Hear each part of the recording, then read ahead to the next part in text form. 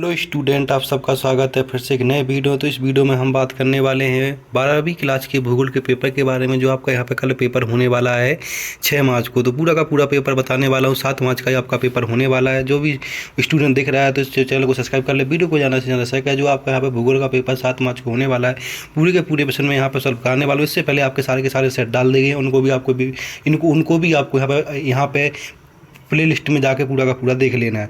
तो सारे के सारे क्वेश्चन सॉल्व कराने वाला, बस वीडियो में आपको यहाँ पे बना रहना। अगर चैनल पर पहले चैनल को सब्सक्राइब कर ले, वीडियो को ज़्यादा से ज़्यादा शेयर करें। तो यहाँ पे आप देख सकते हैं कि आपको सबसे ऊपर अपना रोल नंबर डाल देना है। ये आपके यहाँ पे कोड हो जाता है, ये आपका यहाँ पे सेट हो जाता है, यहाँ पे आपका कोड हो जाता है। और आपके टोटल यहाँ पे 20 क्वेश्चन आने वाले, 3 घंटे का समय मिलने वाला। टोटल आपका ये 70 नंबर का पेपर होने वाला है और आपका यहाँ पे भूगोल का पेपर होने वाला है। अगर आपको पूरे के पूरे 70 नंबर चाहिए तो इस वीडियो को पूरा का पूरा लास्ट तक देखना है। चैनल पर पहली बार चैनल को सब्सक्राइब कर लेना। चलो चलते हैं हम पहले ऑप्शन, क्योंकि इसमें पहला ऑप्शन क्या पूछेगा हम यहाँ पे उसकी बात कर लेते हैं। तो यहाँ पे आपके सामने जो पहला ऑप्शन पूछा गया हम उसकी यहाँ पे बात करने वाले। तो पहला ऑप्शन पूछा गया कि सही विकल्प चुनकर लिखिए, जो टोटल आपके यहाँ पे 5 नंबर के होने वाले हैं। पहला ऑप्शन इसमें पूछा गया कि निम्नलिखित में से किस महाद्वीप में जनसंख्या वृद्धि सर्वाधिक है। कौन से महाद्वीप में? तो यहाँ पे ऑप्शन आपका ये आ जाएगा, अफ्रीका महाद्वीप में सबसे ज़्यादा जनसंख्या है। ठीक है, इसके बाद हम बात कर लेते हैं प्रश्न नंबर दूसरे की। प्रश्न नंबर दूसरे पूछा गया कि मानव विकास की अवधारणा निम्नलिखित में से किस विद्वान की देन है। जो मानव विकास की अवधारणा है वो किस विद्वान की देन है, वो आपको यहाँ पे वो क्या हो तो बताना। तो प्रश्न नंबर दूसरे का आंसर देखने वाले हम यहाँ पे। तो प्रश्न नंबर दूसरे का आपका आंसर हो जाएगा डॉक्टर महबूब उल हक की देन है। ठीक है, इसके बाद हम बात कर लेते हैं यहाँ पे प्रश्न नंबर तीसरे की। पूछा गया सोवियत संघ में सामूहिक किसी को निम्नलिखित में से क्या कहते हैं। जो सामूहिक किसी होती है उसको सोवियत संघ में क्या कहते हैं, उसको हम कोल खाहोज कहते। तो ऑप्शन दूसरा भी इसमें हो जाएगा। प्रश्न नंबर 5 से पूछा गया कि निम्नलिखित में से कौन सी एकल कृषि नहीं है। कौन सी एकल कृषि नहीं है वो आपको यहाँ पे बता दें, तो वो आपकी मिश्रण कृषि एकल कृषि नहीं है। तो ऑप्शन यहाँ पर दूसरा इसका भी हो जाएगा।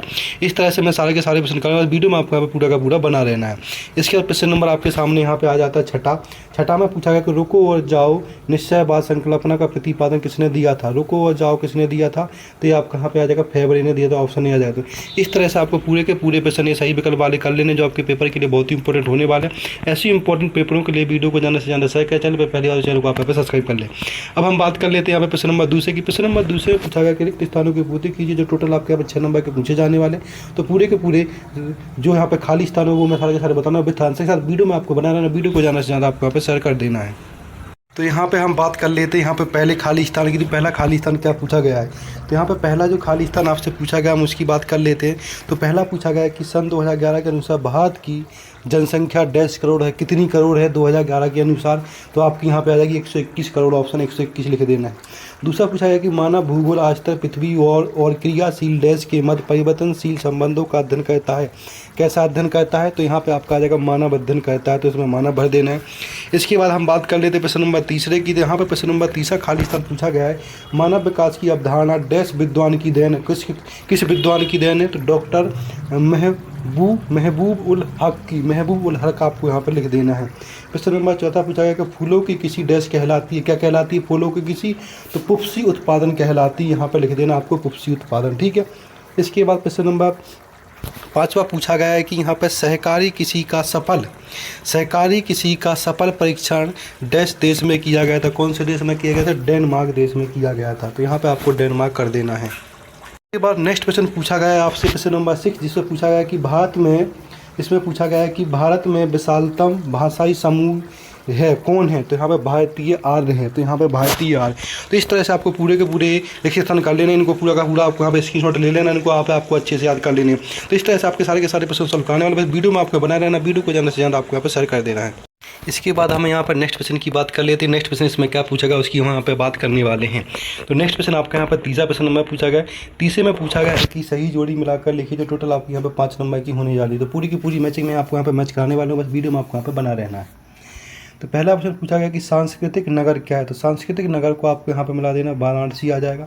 दूसरा है कि कहवा आपका कहाँ आ जाएगा, बा वाला। कहवा आपका आ जाएगा रोपड़ किसी है। कहवा क्या है, रोपड़ किसी है। तीसरा है कि भारत की प्रथम संपूर्ण जनगणना कब हुई, तो वो आपकी यहाँ पे हुई थी 1881 में। तो ऑप्शन यहाँ पे तीसरा आ जाएगा। प्रश्न नंबर चौथा पूछा गया है आपसे यहाँ पे कि भारत का जनसंख्या घनत्व कितना है। तो 382 प्रति व्यक्ति वर्ग किलोमीटर है। इसके बाद ई वाला पूछा गया कि यहाँ पे खनन नगर क्या है, तो यहाँ पे आपका आ जाएगा झारिया, तो यहाँ पे आपको झारिया कर देना। इस तरह से आपको पूरी की पूरी मैचिंग मिला लेनी जो आपके पेपर की दृष्टि से बहुत ही इंपॉर्टेंट है होने वाली है। अब हम बात कर लेते हैं यहाँ पर नेक्स्ट क्वेश्चन की, तो इंग्लिश स्टूडेंट वाले भी पूरा का पूरा यहाँ पर पेपर देख रहे हैं जो आपके पेपर की दृष्टि से बहुत ही इंपॉर्टेंट होने वाला है। इसके बाद हम बात कर लेते हैं यहाँ पे क्वेश्चन नंबर 4 की। क्वेश्चन नंबर 4 पूछा है कि एक वाक्य में उत्तर लिखिए, जो टोटल आपके 6 प्रश्न पूछे जाने वाले, 1 प्रश्न 1 नंबर का आपके यहाँ पे होने वाला है।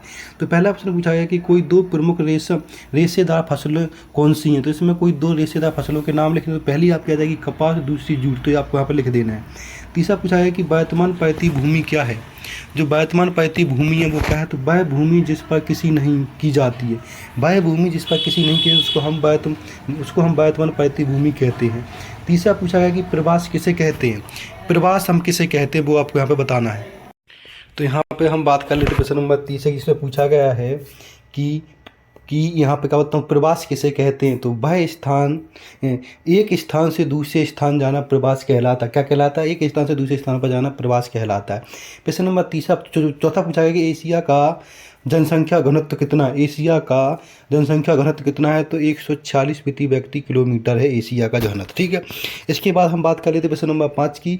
2011 की जनगणना के अनुसार भारत के किस राज्य में नगरीय जनसंख्या का अनुपात सर्वाधिक है, किसमें, तमिलनाडु, आपको यहाँ पे कर देना है। ठीक है। इसके बाद हम बात कर लेते हैं प्रश्न नंबर 6 की।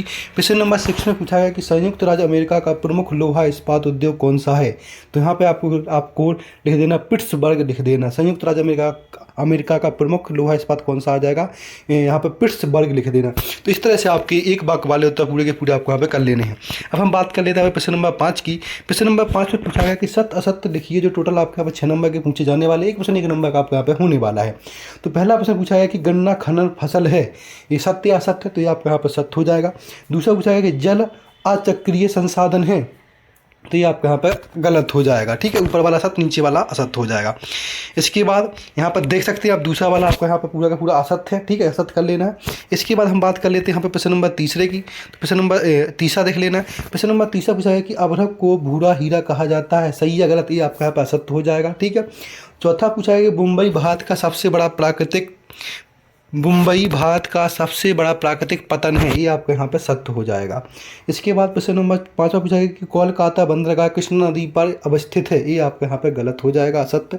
इसके बाद आपके यहाँ पे पूछा गया कि सुख संबंधित क्षेत्र विकास कार्यक्रम की शुरुआत 6वीं पंचवर्षीय योजना में हुई थी, ये भी आपके यहाँ पर सत्य हो जाएगा। तो यहाँ पे आपको ये जो आपके सामने सत्य असत्य पूछेगा, इनको भी आपको यहाँ पे अच्छे से याद कर लेना, जो आपकी पेपर की दृष्टि से बहुत ही इंपॉर्टेंट होने वाले हैं।